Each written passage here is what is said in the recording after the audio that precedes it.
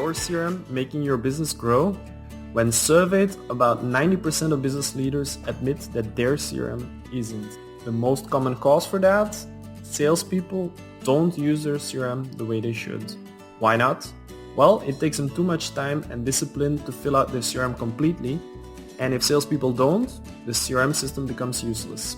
That's why when we started Salesware, we asked ourselves, what if we build a CRM system that fills out itself? What if we build a system that surfaces existing data so that you know and remember all about your customers and never forget and disappoint another lead? That's what Salesware does today. It pulls in all the data buried in your emails, email signatures, calendar, phone, social data, company databases, email and web tracking, and offers it to you in an easy way so you and your CRM are always up to date. Want to see this for yourself? Head to salesware.com and get your free trial.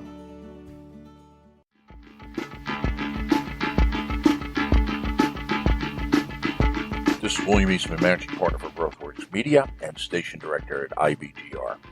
If you listen to any of our broadcasts, you know we consider all entrepreneurs part of one family.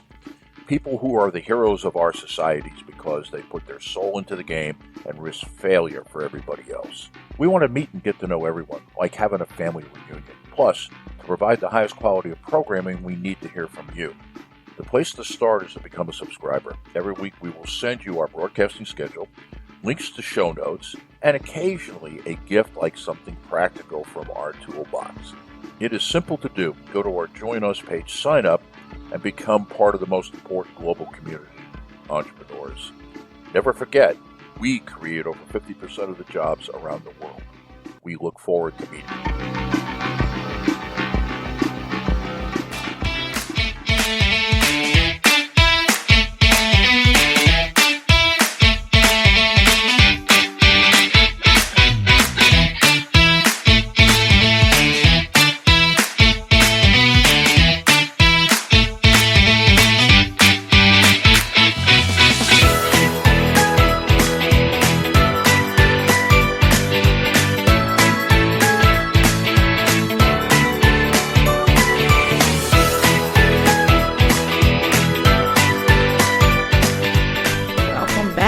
To Women of Business Thriving on EI. Look, I'm talking about EIQ.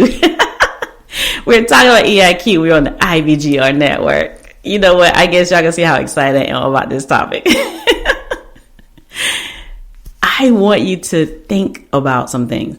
Now, what I'm going to do is I'm going to throw one low emotional intelligence phrase out there and another, and then a high one.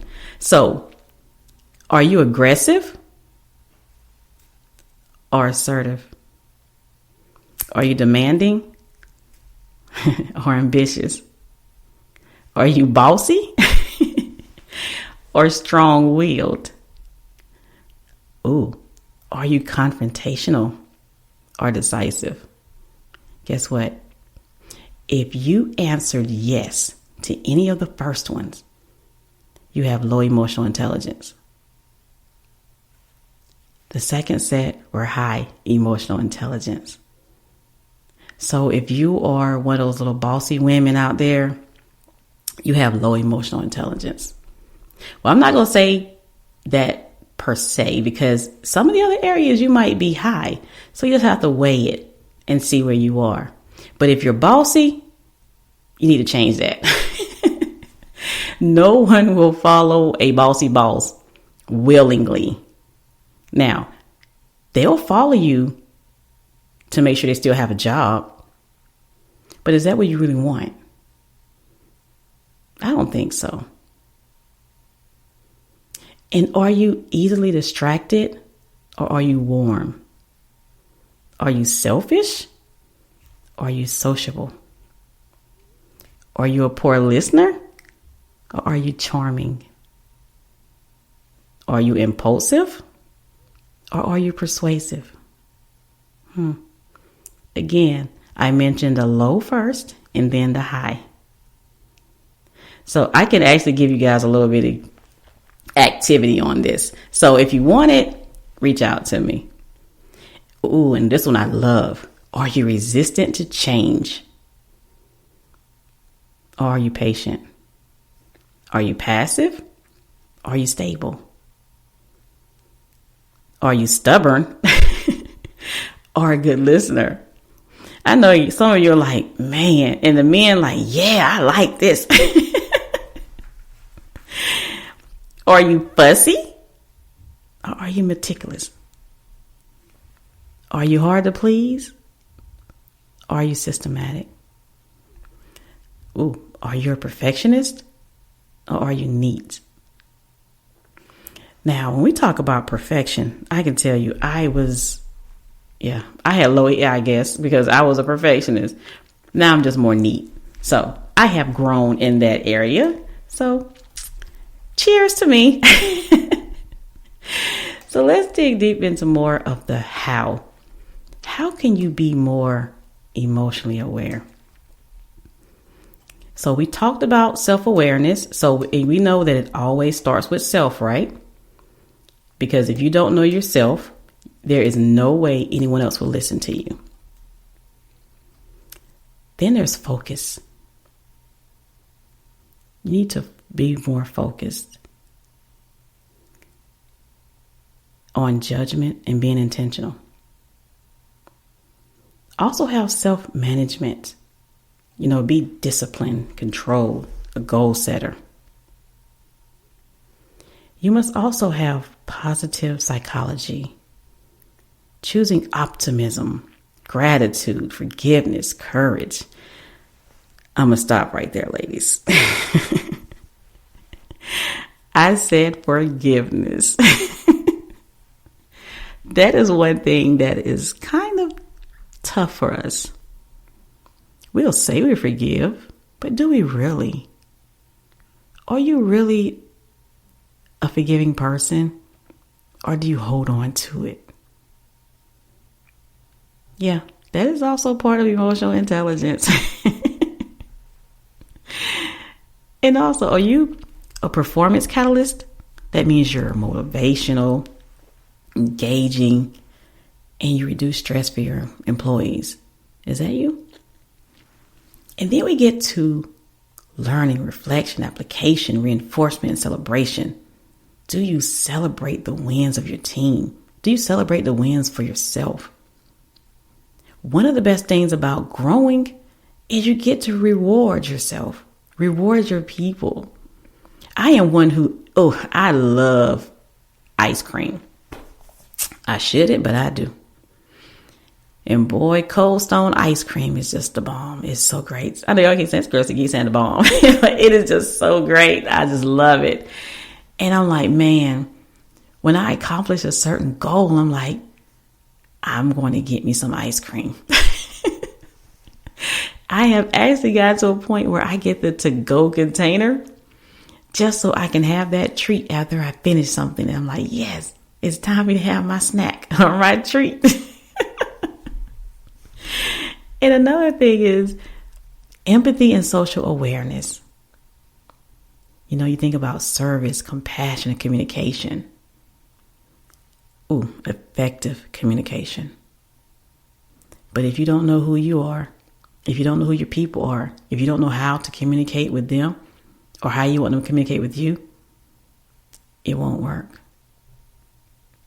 So you need to make sure that you know how to effectively communicate.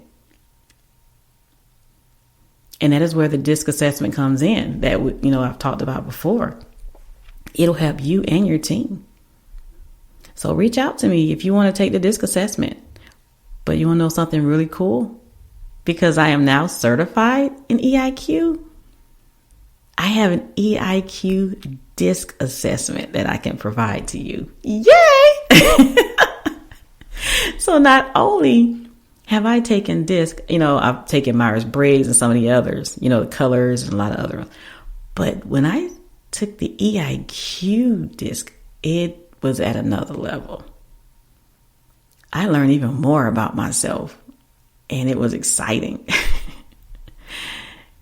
And another destination on this path is relationship management, leadership, influence, teamwork, conflict management. Leadership. Are you a leader? Or are you just the owner of the company? Or are you one of those bossy women? Yeah, we need to look at that. And also teamwork. Are you a team player? Do you force or encourage your staff to work as a team, but you don't? Sometimes as business owners, we're like, we don't have to follow the rules because we own the company. Rules don't apply to us. I'm going to tell you they do. You should be the first person to follow the rules. Don't ever expect your staff to do something that you're not willing to do. Just like your children. You want your children to act a certain way. If you're acting another way, how do you think they're going to end up acting? They're going to act like what they see, right? The same goes for your staff. And conflict management. If you can't manage conflict, how can you expect them to? Do you have workshops? Do you have training? Do you do exercises on healthy conflict? Because conflict can be healthy. And healthy conflict is great for your organization, for your company, for your business, for your life. And the last step on this path is continuous improvement, sustained growth. So we all know what that is. So I won't beat that one down on that. But that is a path that you can take to be a better emotional intelligence person. And there are 6 key abilities that will increase your emotional intelligence. Reduce negative emotions. Ladies, yes, I am talking to you. We know, hey, sometimes they say we're emotional creatures, but let's reduce the negative emotions, okay? Stay cool and manage that stress. When we get all hype and just like, frustrated and bothered and just want to just go on a rampage, no, tone it down a little bit. Stay calm. Manage that stress level. You ever heard the term, don't ever let them see you sweat? Think about that next time you want to just blow up. And be assertive and express difficult emotions when necessary. You notice I said be assertive. And also stay proactive. Not reactive in the face of a difficult person. You don't want to do that. And bounce back from adversity. Bouncing back is something that over the last 7 months, a lot of us have had to do. We've had ups and downs, twists and turns. But when you are emotionally aware, it will not impact you like it will impact others. And I'm telling you this because I know. I have been stuck in the house for months, and then they told me to go back to work. I was like, oh. But I had it didn't bother me. It did, because COVID is still there. To me, that was a moment to where I felt that didn't need to happen. But hey, I'm good. And another thing is express intimate emotions in close personal relationships. So these are how you can be self-aware. And when we return, we're going to talk about how you can take action on this. So go download the app. And when we return, we'll talk a little bit more. See you then.